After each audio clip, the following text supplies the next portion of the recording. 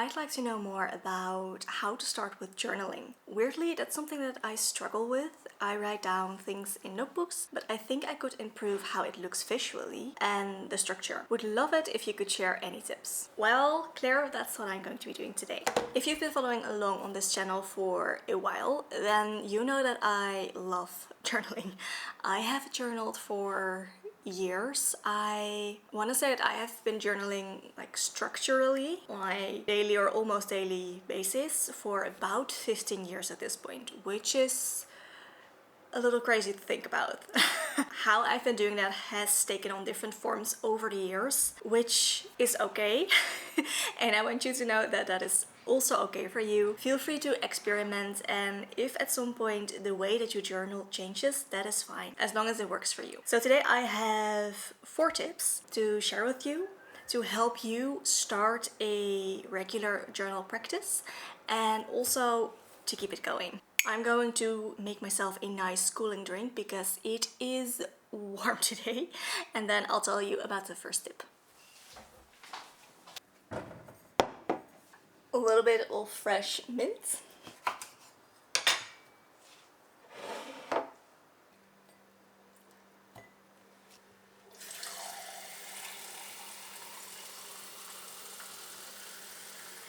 I know ice is not the best if you really want to cool down, but I really want some ice in my drink right now.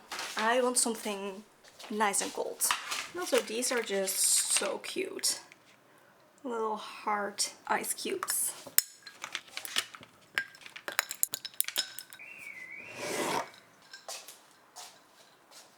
It's just so good, so refreshing. My first tip is to choose a set moment each day to do your journaling. And it doesn't matter if this is in the morning, in the evening, or somewhere during the day, or if you don't want to journal every day, but for example every other day or once a week. Make sure that you set a moment for your journal sessions. Personally, I like to do this in the morning after I've walked June, and then I just go sit down to journal for a little bit and then do my meditation. So each morning I sit down and do my little journal session. I find integrating it into your routine like that, so setting a set moment, even if you need to maybe put a reminder in your phone for that, really helps to stay consistent with your journal practice, whatever variation or form you put that in. Something else that can really help you stay consistent with your journaling practice is to have supplies that you really enjoy using. For me, it has definitely changed throughout the years what I've liked using, but I'm going to give you some examples. I have the journaling supplies that I really enjoy using here myself. I am going to be walking you through them, but please know that your journal supplies don't have to be expensive. You can use super inexpensive products as long as you enjoy using them. Because enjoying using your things makes you look forward to that little moment where you can actually go ahead and use them. So find something that you enjoy using. As for my journal, I have this one which I love and is looking insanely sad because June ate it at some point. This is my 5-year journal. This is the most consistent way that I've been journaling for the past few years. I love it. So for my next one, I am going with a different brand because what I would really like, I have found throughout using this for 4 years actually. The last year isn't very usable anymore, so this is 4 years. But throughout the last 4 years is, I would really like to have one page where you can write, and then the other one where I can either have some extra space to write or maybe do a little bit of drawing or adding in some pictures. I've kind of missed that in this journal. I used to do a lot with drawing and pictures in my normal journal. I'm going to show you as well. So I'm considering a Hobonichi, but I think those are kind of expensive, so I'm not sure yet if I'm actually going to do that. If you know of any such journals, also let me know. I'd love your tips. But the 5-year journal is something that I've been really enjoying using. For me, my paper needs to be fountain pen friendly because I like to write with fountain pens. I have a little collection of like different fountain pens and then bottles of ink to go with them. Those are just things that I just genuinely love using each day and that really make me look forward to my journal sessions, however short they may be. So something else I'm using a lot for journaling is this. This is a bullet journal cover that I made myself, and in here I actually always keep on a little card some washi tape. The specific washi tapes that I have each month, I guess, it changes throughout the year depending on the month and kind of what colors or kinds of washi tape I like using those months. But I always keep a little bit on hand in this journal because that way I have the items that I love using just easy to grab. Then the actual journals that I prefer using are the Rhodia softcover, I think this is the A6, yeah, the A6 dotted journals. So this is also what I've been using as like my bullet journal mostly, which I do still keep up with, but right now in my bullet journal I'm mainly doing the monthly overview. If you would like to see how I use my bullet journal, I actually did an entire video on that, so I'll make sure to link that for you up in the cards and also in the description box if you would like to check that out. Also, I used to actually draw a lot more in here than I'm doing now. I should be doing that more often because it's so much fun. A little sticker. So that's also material that I like to use. And I've also been really enjoying anything basically with Tomoe River paper. This is a Pebble Stationery Co. little journal, again dotted. Love it. But I don't think these are still made. I'm not sure. Yeah, they are good. So again, a little normal journal spread. Did a little bit of drawing, did some writing, and there's also a sticker in here. Sometimes I will add in some washi tapes. It's actually really fun to look back on. Okay, yeah. Anyway, that is some material that I really enjoy using for my journals. So in short, find a actual like notebook and actual journal that you enjoy using. Find a pen that you really like using, and then maybe, absolutely not necessarily, maybe find some extras you like using. For me, the extras that I am using are, like I said, washi tape, which just give a really simple little pop of color and or fun prints to your page. Occasionally, been quite a while since I used this, I may use stencils, mainly the letters actually. And then also I'm using like ink to draw things and maybe a little bit of watercolor. Watercolor is something that I used to do a lot a few years ago, but I've kind of stopped doing the last while, but it's also fun. Or just little mementos. So this is a little ticket from something that we went. So that's also something that I may take into my journal with the washi tape. Also stamps could be something that you enjoy using. I've done that for a while as well. That was a whole lot of time to tell you that you should find something that you enjoy using during your journal sessions.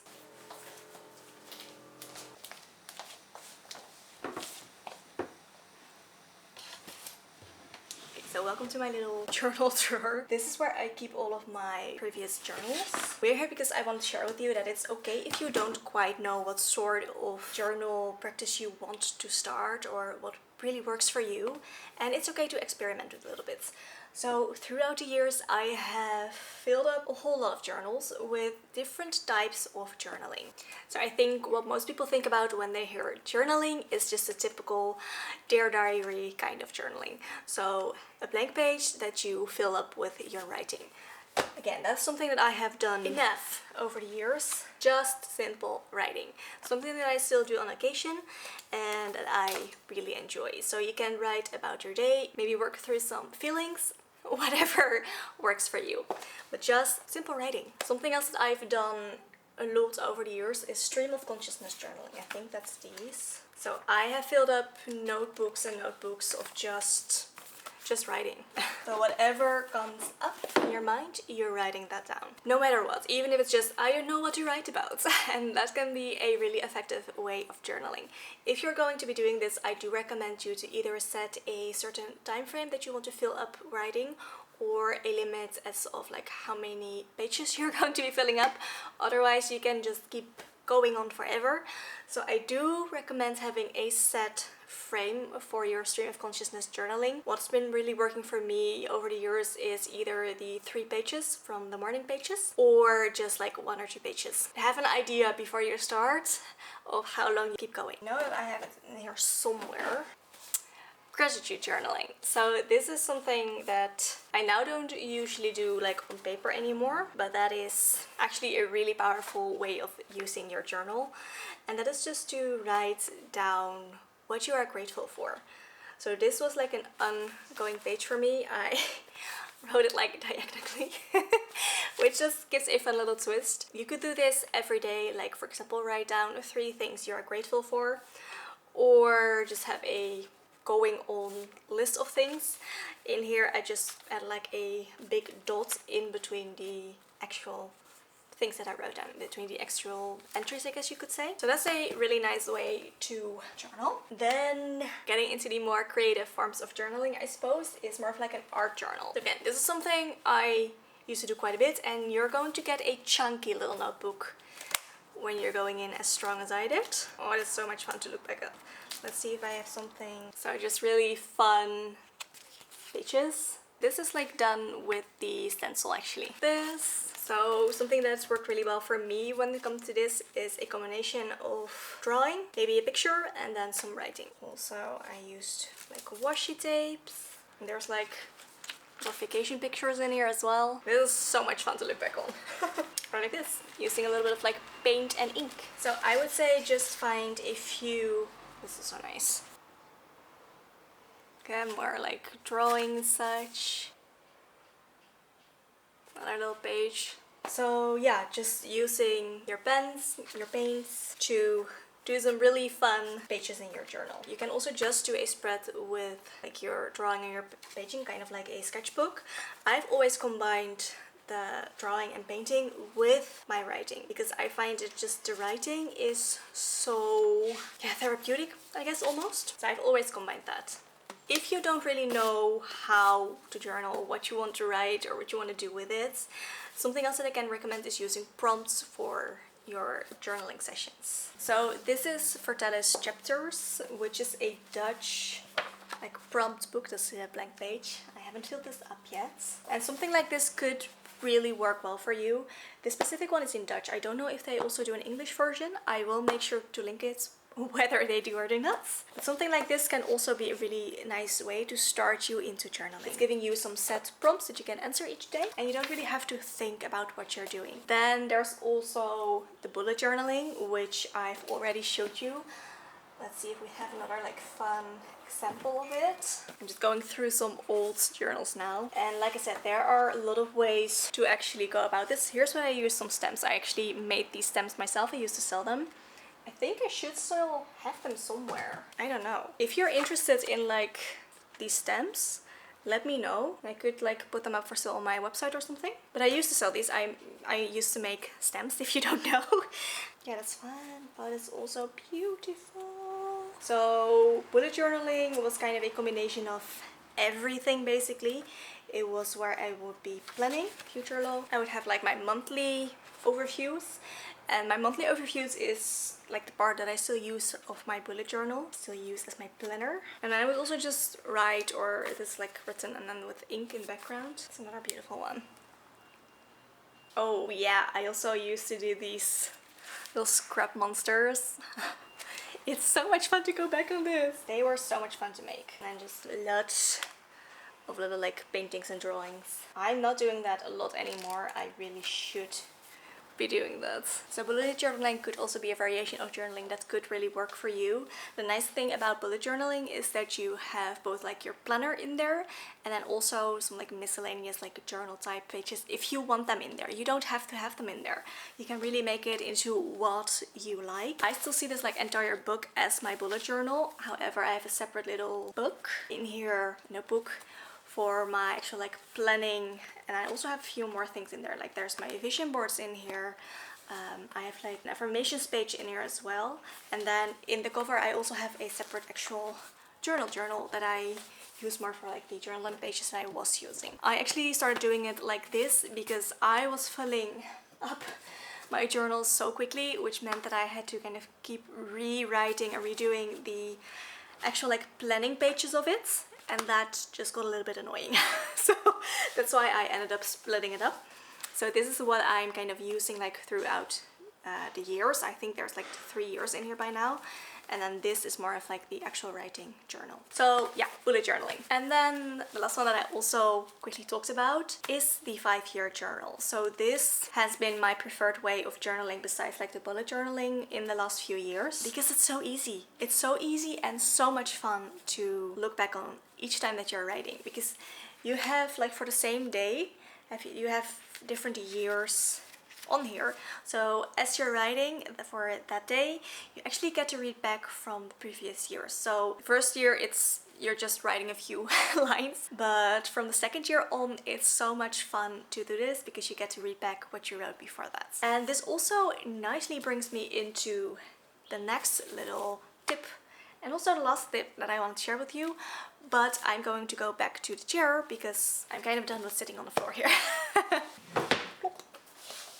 Now let's get back.